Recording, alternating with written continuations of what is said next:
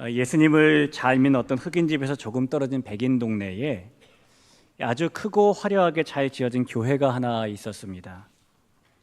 이 겉으로 보기에도 웅장해 보이는 그 교회는 주일만 되면은 세련된 옷을 입은 백인들이 이 고급 승용차를 타고 찾아와서 예배를 드리고 가는 그런 교회였어요. 이 매 주일마다 그 모습을 보던 예수님을 잘 믿던 흑인은 자신도 그 교회에 한번 들어가서 예배를 드리고 싶다라는 소원을 품게 되었습니다. 하지만 그는 그럴 수 없었대요. 그 교회에 들어가려고 하면은 이 교회 앞에서 멋진 옷을 입고 안내를 하는 안내위원이 여기는 백인들의 교회이기 때문에 흑인은 들어올 수 없다라고 막아섰기 때문입니다.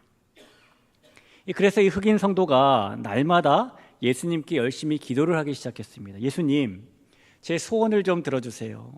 딱 한 번만이라도 좋으니 저도 저 아름답고 웅장한 교회에 들어가서 예배를 드리게 해주세요. 그렇게 열심히 며칠을 기도하자 드디어 예수님의 응답이 그의 마음에 들려왔습니다. 예수님께서 이 흑인 성도에게 이렇게 응답하셨답니다. 내 사랑하는 아들아, 내가 너의 간절한 기도를 들었다. 그런데 내가 너의 그 소원은 들어줄 수 없구나. 왜냐하면 나도 아직 저 교회는 한 번도 들어가 보지 못했기 때문이란다. 그랬답니다. 여러분, 10여 년 전쯤에 세계적인 기독교 학자인 레너드 스윗이 우리나라를 방문했을 때 그가 한 인터뷰를 하면서 오늘날 교회에 예수 결핍 장애라는 심각한 질병이 있다라는 말을 하게 됩니다. 예수님께서 머리가 되시는 곳이 교회이고 그 예수님의 몸이 교회인 것인데 어떻게 된 일인지 이 시대의 많은 교회들에 마치 예수님과 전혀 상관없는 것처럼 보이는 모습들이 많이 나타나고 있기 때문이죠. 이 땅에 있는 많은 교회들이 마치 팥소가 빠진 찐빵처럼 속이 빈 강정처럼 단무지가 없는 김밥처럼 예수님은 온데간데 없고 소리만 요란한 빈 껍데기 같은 모습을 보이고도 있기 때문입니다. 성도 여러분, 오늘은 우리 대길교회가 교회 설립 68주년을 맞는 기념주일입니다. 지난 68년 전 전쟁의 상흔이 채 가시기도 전인 1956년 하나님께서 이곳에 대길교회가 세워지게 하셨죠. 그리고 감사하게도 하나님께서 지금까지 우리 교회를 이 시대의 구원의 방주로 또 복음의 전초기조로 사용해 주셨습니다. 하지만 그래도 우리는 이 68주년 기념주일을 맞아서 우리가 걸어가고 있는 길을 돌아보고 또 돌아보는 시간을 가질 필요는 있다고 생각합니다. 우리가 이 자신을 돌아보는 일은 혹시라도 우리 안에 가끔씩이라도 예수 결핍 장애가 나타날 때는 없는지, 혹시라도 우리가 올바른 길에서 어긋날 때는 없는지 살피기 위해 꼭 필요하기 때문입니다. 사랑하는 성도 여러분, 우리가 이 시간에 우리 스스로를 돌아보고 살펴보면서 대길교회의 현재이자 오늘인 저와 여러분 모두가 단 한순간도 예수 결핍장애를 겪지 않는 그런 교회로, 또 예수님께서 항상 중심에 계시는 그런 교회로 계속 세워져 갈 수 있기를 주님의 이름으로 축복합니다. 자, 여러분, 그렇다면 어떤 교회가 예수님께서 그 중심에 계시는 교회가 될 수 있을까요? 예수님의 제자들이 오순절에 성령을 받은 후 예루살렘에는 예수님께서 베드로의 신앙 고백 때 약속하셨던 교회가 생겨났습니다. 그리고 복음 안에서 새로운 가족이 된 예루살렘 교회는 그 복음을 중심으로 연합을 추구하죠. 성도들이 사도들의 가르침을 받았고 서로의 것을 나누었고 날마다 모였고 떡을 떼었고 기도했고 하나님을 찬양했습니다. 그런데 여러분, 이 교회는 역사상 가장 처음 생긴 교회인데 이 땅에 처음 생겨난 교회인 예루살렘 교회가 교회는 이렇게 사도들의 가르침을 받아야 된다, 교제를 나눠야 된다, 떡을 떼어야 된다라는 사실을 어떻게 알고 행한 것일까요? 그들은 이 교회의 본질을 도대체 어디에서 배운 것일까요? 그런 교회의 모습은 당연히 예수님과 3년 가까운 세월을 함께 보냈던 그 사도들, 그 제자들의 경험 속에서 배웠을 겁니다. 그리고 특별히 예수님께서 십자가에 달려 돌아가시기 전에 마지막으로 그 제자들과 함께 나누었던 유월절 식사 자리를 통해서 배웠을 겁니다. 그런 면에서 예수님의 이 마지막 만찬 속에는 오늘날 교회가 추구해야 될 정신과 모습이 무엇인지 생생하게 반영되어 있다고 우리는 볼 수 있어요. 오늘 이 본문은 소위 최후의 만찬이라고 알려져 있는 예수님께서 제자들과 함께 하신 유월절 식사 때의 일을 기록하고 있는 말씀입니다. 이 유월절은 이스라엘 역사에서 가장 중요한 일이었던 출애굽 사건을 기억하는 절기죠. 그래서 유대인들은 유월절이 되면은 하나님께서 생명을 건져주셨던 그 밤을 기억하면서 유월절 명절 음식을 먹었는데, 예수님께서도 제자들과 그런 시간을 가지셨던 겁니다. 이 유월절 식사, 예수님께서 십자가에 달려 돌아가시기 전에 마지막 제자들과 함께 나누었던 이 만찬에 대해서 성경은 이 마태복음에서 14절, 마가복음에서 15절, 누가복음에서 32절, 그리고 요한복음에서 155절로 말씀을 전하고 있어요. 그래서 이 사복음서의 모든 이때의 말씀들을 바탕으로 예수님께서 유월절 식사를 하실 때 있었던 일들을 굵직하게 재구성을 해보면, 그날 저녁 예수님께서는 식사 중에 제자들의 발을 씻어주셨고, 그 후에 유다는 예수님을 배반하기 위해 그곳을 떠났고, 그리고 예수님께서 남아있는 제자들과 함께 빵과 포도주를 나누셨습니다. 그리고 여러분, 예수님의 이 마지막 가르침과도 같은 유월절 식사 자리는 우리에게 오늘날 교회의 모습이 어떠해야 하는지, 어떤 교회가 예수님께서 중심에 계시는 교회인지를 알려주고 있는 것이죠. 자, 어떤 교회가 예수님께서 그 중심에 계시는 교회일까요? 우선 이 유월절 식사 자리에서 발견할 수 있는 예수님께서 중심에 계시는 교회는 서로의 발을 씻기는 성도가 넘치는 교회입니다. 이 제자들을 통해서 유월절 식사를 준비하게 하신 예수님께서 이 식사 시간에 우선적으로 하셨던 일은 제자들의 발을 씻기신 일이었어요. 요한복음 13장 4절 5절을 볼까요? 저녁 잡수시던 자리에서 일어나 겉옷을 벗고 수건을 가져다가 허리에 두르시고 이에 대야에 물을 떠서 제자들의 발을 씻으시고 그 두르신 수건으로 닦기를 시작하여라고 말합니다. 이 공생의 기간 동안에 예수님께서 하셨던 일들 중에서 사람들의 눈에 파격적으로 보이지 않았던 일은 하나도 없을 겁니다. 그리고 유월절 식사를 하시던 예수님께서 갑자기 제자들의 발을 씻으신 이 일도 마찬가지로 매우 파격적이고 충격적으로 보이는 일이었습니다. 2000년 전 유대 땅의 도시들은 그곳이 작은 마을이든 예루살렘 같은 도시이든 현대의 도시들만큼 깨끗하지 않았습니다. 물론 동시대의 다른 로마 도시들에 비하면 예루살렘 같은 곳은 비교적 청결한 곳이었는데, 그래도 사람들이 길을 걸을 때면 오물과 먼지를 피할 수는 없었어요. 게다가 예루살렘에 들어오는 사람은 누구든지 기드론이라는 골짜기를 지나서 와야 되기 때문에 골짜기를 지나면서 그들의 발은 더러워질 수밖에 없었죠. 그래서 외출을 마치고 집으로 돌아왔을 때 이 손과 발을 씻는 일은 심지어 정결 규정으로 정해져 있을 정도로 반드시 해야 되는 일이었습니다. 자, 그런데 여러분, 사람이 자기 발을 씻지만 때로는 남의 발을 씻어주기도 했는데, 다른 사람의 발을 씻기는 일을 하는 사람은 따로 정해져 있었어요. 그런 일을 하는 사람이 누구냐면 바로 노예들이었습니다. 당시 유대 땅에는 유대인 노예와 이방인 노예가 있었습니다. 유대인의 경우에는 율법에 의해서 남의 것을 도적질했다가 배상하지 못했을 때 노예가 되었고, 또 너무너무 가난해서 스스로 노예가 되기도 했어요. 이방인의 경우에는 전쟁 포로로 잡혀서 노예가 되기도 했고, 노예 시장에서 팔려서 노예가 되기도 했습니다. 이 유대인 노예와 이방인 노예가 다 유대 땅에 있는데, 그들의 신분이 다 노예인 건 똑같지만 그렇다고 그들이 다 똑같은 노예로 여겨진 것은 아닙니다.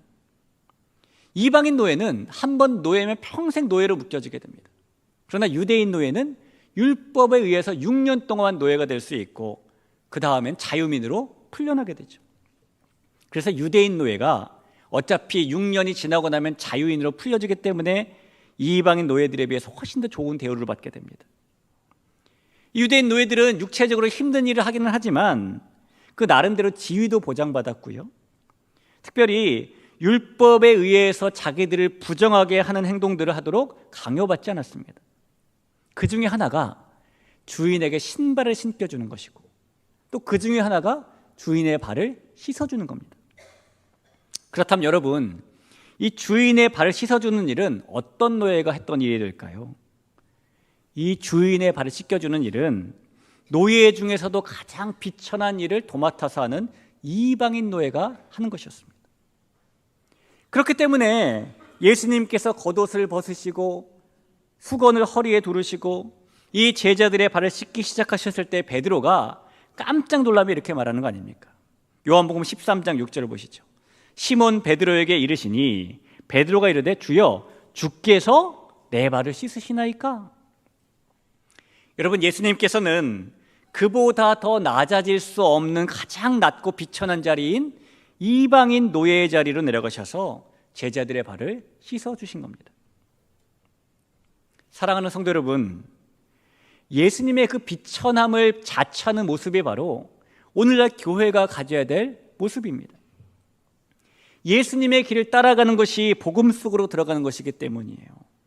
이 세상에 수많은 교회들이 있고 수많은 기독교인들이 있지만 오늘의 적지 않은 교회, 적지 않은 기독교인들은 이 복음 속으로 들어가려고 하기보다는 복음의 언저리에만 머무는 것으로 만족하며 살아가려고 하기도 하죠. 그래서 예수님을 아는 것 정도에서만 멈춰버리고 예수님을 따라가거나 닮아가려는 의지는 조금도 가지지 않으려고 하기도 하고요.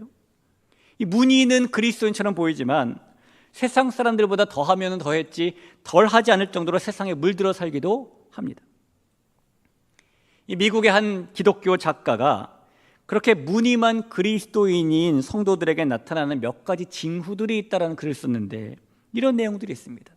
그런 성도는, 무늬만 그리스도인인 성도는 하나님의 뜻을 먼저 생각하지 않은 채 중요한 결정을 내리기도 하고, 그런 성도는 하나님보다 사람들의 시선을 의식하며 산다. 또 그런 성도는 하나님을 추구하는 삶을 살지 않는 편이고, 그런 성도는 다른 사람들에게 복음의 영향력을 끼치지 않는다. 이 성경 디모데 전서에 보면은 이 바울이 그렇게 무늬만 그리스도인이었던 성도들과는 달랐던 당시 교회에서 존경받아야 될 성도들을 소개하면서 어떤 과부들을 언급하는 장면이 나와요. 이 디모데전서 5장 9절 10절 한번 보겠습니다.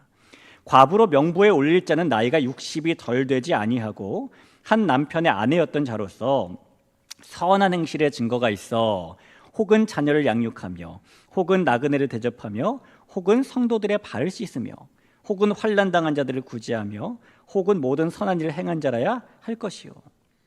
여러분, 이 선한 행실의 증거 중에 성도들의 발을 씻으며 라는 내용이 포함되어 있습니다. 그러니까 복음 속으로 들어가는 성도, 예수님의 길을 그대로 따라가는 성도들에게는 예수님처럼 가장 비천한 자리로 내려가는 모습이 반드시 있게 되는 것이고, 그런 성도가 존경받는 성도다라고 바울은 말하는 것입니다.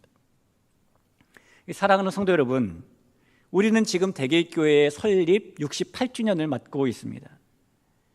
이 68주년을 맞아서 우리가 예수님처럼 가장 비천한 자리를 자처하고 다른 사람의 부족함, 약점, 실수, 심지어 나에게 준 상처까지 덮어주는 그런 발을 씻어주는 자리로 내려갈 줄로 믿습니다. 이 미국의 조형 예술가 중에 맥스 그리너 주니어라는 사람이 있는데요, 이 사람이 만든 조형물 중에 디바인 서번트, 거룩한 종이라는 작품이 있어요. 이 조형물의 사진을 한번 가져와 봤는데 사진을 한번 좀 볼까요? 예수님께서 베드로의 발을 씻어주시는 장면을 조형물로 만든 겁니다. 이 조형물이 위스콘신에 있는 루터란 대학이나 미시간의 카이퍼 대학이나 여러 대학들과 여러 교회들에 설치가 되어 있어요. 많이 설치가 되어 있습니다. 이름만 대면 알만한 한 유명한 대형 한인교회 로비에도 이것이 설치가 되어 있는데요, 그 교회의 경우에는 저 조형물 앞에 바닥에 이런 글귀가 한글로 써 있어요. 뭐라고 써 있냐면 무릎을 꿇으면 예수님의 얼굴이 보입니다 라고 써 있습니다. 실제로 그 조형물 앞에 가면은 뭐 서서는 절대로 예수님의 얼굴이 보이지 않습니다. 허리를 수그려서도 예수님의 얼굴이 보이잖아요. 실제로 바짝 엎드려야, 무릎을 꿇어야 예수님의 얼굴 표정이 보이게 됩니다. 여러분, 우리가 무릎을 꿇고 엎드리고 낮아져야 예수님의 얼굴이 보일 수 있는 것이고, 우리가 예수님처럼 발을 씻어주는 자리로 내려가야 예수님을 닮을 수 있게 되는 것입니다. 성도 여러분, 어떤 교회가 예수님께서 중심에 계신 교회일까요? 예수님처럼 서로의 발을 씻기는 성도가 넘치는 교회가 바로 예수님께서 중심에 계시는 교회인 줄 믿으시기 바랍니다. 또한 우리 대길교회가 서로 앞다투어서 발 씻기는 그 비천한 자리로 내려가는 교회, 그래서 예수님께서 항상 중심에 계시는 교회가 될 수 있기를 주님의 이름으로 축복합니다. 자, 예수님께서 중심에 계시는 교회는 어떤 교회일까? 우리가 예수님의 유월절 식사 자리를 통해서 발견할 수 있는 내용을 하나만 더 찾아보면은, 예수님께서 중심에 계시는 교회는 서로가 하나 되기를 힘쓰는 교회입니다. 제자들의 발을 씻어주신 예수님께서 그 다음에 하셨던 일은 한 덩이의 떡을 쪼개서 제자들에게 나누어 주셨던 일이고, 한 잔의 포도주를 제자들에게 건네서 모두가 마시게 하셨던 일입니다. 오늘 본문 22절부터 24절 한번 보시죠. 그들이 먹을 때에 예수께서 떡을 가지사 축복하시고 떼어 제자들에게 주시며 이르시되, 받으라, 이것은 내 몸이니라 하시고, 또 잔을 가지사 감사기도 하시고 그들에게 주시니 다 이를 마시매 이르시되, 이것은 많은 사람을 위하여 흘리는 나의 피 곧 언약의 피니라. 이 말씀을 원어 성경으로 보면 이 속에 나오는 떡과 잔이라는 단어는 단수형으로 기록이 되어 있습니다. 그러니까 예수님께서 여러 덩이의 떡을 손에 잡으시고 축복하신 후에 제자들에게 하나씩 나눠주신 것이 아니라 떡 하나를 손에 잡으시고 축복하신 후 그 떡을 쪼개서 제자들에게 나누어 먹게 하셨다는 겁니다. 다시 말하면 제자들은 모두 원래 한 덩어리였던 같은 떡을 먹었다는 거예요. 또한 예수님께서는 제자들에게 자, 모두 앞에 있는 잔을 들어라 라고 하시면서 축복하시고 제자들에게 그 각자의 잔을 마시게 하신 것이 아니라 잔 하나를 손에 잡으시고 축복하신 후에 제자들에게 그 잔을 건네주셨고, 제자들은 건네받은 그 잔을 마신 겁니다. 즉 제자들은 모두 같은 잔에 있던 포도주를 마신 거예요. 그러니까 유월절 식사를 하시던 예수님께서 우리가 지금도 기억하며 거행하고 있는 성찬을 처음 행하신 것인데, 여러분, 예수님께서 떡 하나를 제자들에게 나누어 함께 먹게 하시고 잔 하나를 건네서 제자들이 나누어 마시게 하신 그 속에 이 성찬의 신비가 담겨져 있는 겁니다. 이 성찬의 신비는 우리 모두가 같은 떡을 먹고 같은 잔을 마셨다는 데 있다는 겁니다. 이 사람은 같은 것을 먹으면 같은 맛을 느끼게 되죠. 같은 맛을 느끼게 되면 서로 정서적으로 연결이 된다고 합니다. 그래서 같은 것을 먹으면 결과적으로 서로에 대한 신뢰와 협력이 커진대요. 한 실험 결과를 보면은 어떤 사람이 과자를 먹다가 옷을 파는 매장에 들어갔을 때에 우연히도 그 매장에 있는 직원이 그 사람과 같은 과자를 먹고 있었을 경우, 그 직원이 옷에 대해서 설명할 때에 더 큰 신뢰를 느낀다라고 하죠. 여러분, 믿음 안에서 우리는 각자가 다른 떡을 먹은 것이 아니라 하나의 같은 떡을 먹은 것입니다. 우리가 서로 다른 것을 믿고 있는 것이 아니라 십자가에 들려 올려지시고 찢기신 예수님을 동일하게 믿고 있다는 겁니다. 여러분, 믿음 안에서 우리는 각자가 다른 잔을 마신 것이 아니라 하나의 같은 잔을 마신 겁니다. 우리가 서로 다른 믿음을 가지고 있는 것이 아니라 예수님께서 피로 맺으신 구원의 언약을 믿는 믿음을 동일하게 갖고 있다는 겁니다. 그래서 성경은 우리에게 한 몸이다라고 말하는 것이고 한 성령을 받았다라고 말하는 것이죠. 고린도전서 12장 13절을 보시죠. 우리가 유대인이나 헬라인이나 종이나 자유자이나 다 한 성령으로 세례를 받아 한 몸이 되었고 또 다 한 성령을 마시게 하셨느니라. 그러니 여러분, 우리가 같은 떡을 먹고 같은 잔을 마시고 같은 믿음을 가지고 있으니, 우리가 같은 것을 먹고 마셨으니 서로를 신뢰하며 협력하며 하나가 되어야 되겠죠. 언젠가 여러분에게 한번 언급해드린 적이 있는 것처럼 예수님께서 찢기신 살과 흘리신 피를 기억하며 이 떡을 먹고 잔을 마시는 이 성찬식을 영어로 커뮤니온이라고 합니다. 그런데 이 커뮤니온이라는 말에서 컴이라는 말은 함께라는 뜻을 가지고 있고요, 유니온이라는 말은 하나됨, 연합이라는 뜻을 가지고 있어요. 성찬식이라는 이름 자체가 함께 하나되기라는 뜻을 가지고 있는 겁니다. 우리가 예수님과 함께 하나되기, 서로가 함께 하나되기, 이것을 기억하며 행하는 것이 성찬식인 거예요. 성도 여러분, 그래서 우리는 같은 떡을 먹고 같은 잔을 마시니 협력하기를 힘써야 되는 것이고 신뢰하기를 힘써야 되는 것이고 하나 되기를 힘써야 되는 것이죠. 에베소서에서 바울은 4장에서 이런 말씀을 남겨요. 평안에 매는 줄로 성령이 하나 되게 하신 것을 힘써 지키라. 그런데 여러분, 이 말씀에서 힘써라는 말이 성경 원어로 스푸다조라고 하는데, 이 말은 절박한 심정으로 열심히 하라는 뜻입니다. 우리가 다른 많은 일들에는 절박해봤지만 서로 하나 되는 일에도 절박해봤을까요? 우리는 예수님과 그리고 다른 사람들과 하나 되는 일을 절박한 심정으로 힘써 행해야 된다는 겁니다. 사랑하는 성도 여러분, 어떤 교회가 예수님께서 중심에 계시는 교회입니까? 예수님의 한 십자가를 믿고 하나 되기를 힘쓰는 교회, 그 교회가 바로 예수님께서 중심에 계시는 교회인 줄 믿으시기 바랍니다. 또한 우리 대길교회가 그렇게 앞장서서 서로 하나 되기에 열심히 절박함을 가지고 나아가는 그런 교회, 그래서 예수님께서 중심에 계신 교회가 될 수 있기를 주님의 이름으로 축복합니다. 성도 여러분, 이 교회라는 곳은 천사들이 모인 곳이 아닙니다. 교회는 부족함이 가득한 사람들, 불완전함이 그지없는 사람들, 게다가 너무나 다양한 사람들이 모이는 곳이죠.